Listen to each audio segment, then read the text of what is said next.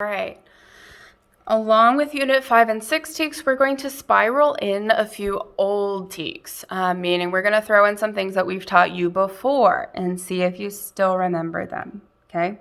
One of those, which we have practiced this week, is ordering rational numbers. That means I give you a mix of numbers. They can be whole numbers, decimals, fractions, positive or negative, and you're going to be asked to order them from greatest to least or least to greatest, okay? So our example, we're going to order these numbers from greatest to least. First off, they need to all be in the same form. So first you need to convert them all to decimals. Luckily, some of them are already done for you, okay? You already have two that can stay just the way they are. We only need to convert two. Remember, to convert to decimals, you need to divide numerator in the house, denominator outside. So I'm going to do 4 inside, because it's my numerator. 5 outside, because it's my denominator. All right, 5 does not go into 4, so I'm going to add those decimals and a 0. You can take out the 0, but you're still left with 4 and that 0 that we dropped. 5 goes into 40 8 times. And then you're left with nothing, and you have no numbers left to fill, so you're done. So this one, and it's negative, so don't forget the original sign, is equal to negative 0.8. Okay. Last one, we have 3 inside, top dog gets the house, 8 outside. 8 does not go into 3. So I'm going to add our decimals and a 0. 8 goes into 30 3 times. 8, 16, 24. Minus 24 leaves me with 6. I'm not done yet, so I'm going to add another 0 and drop it. 8 goes into 60 7 times. 8 times 7 is 56. 60 minus 56 is 4. I still have a number, so I'm going to add another 0, drop it. 8 goes into 40 exactly 5 times. Even if it doesn't go in exactly that many times, when you hit that third 0, your thousandths place, we have tens, hundredths, thousandths, that's where you stop, okay?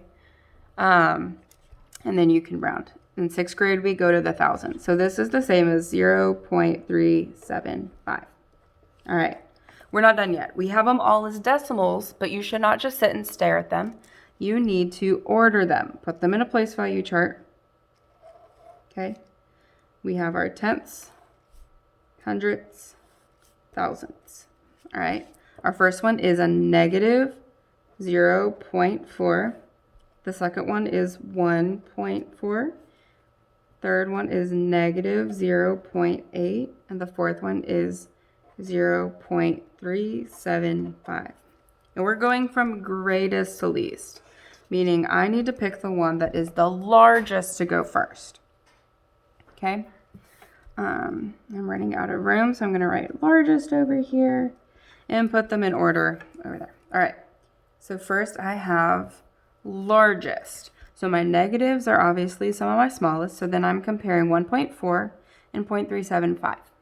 Remember, just because this one's longer in the decimals does not mean it's any bigger. Remember, the farther down you get as a decimal, the smaller it actually is. So this is like having 37 cents, and then this 5 isn't even quite a penny yet. Okay, it's half of a penny. All right, it's a thousandth. We don't even have a cent for that. So this is like almost 38 cents if you round it.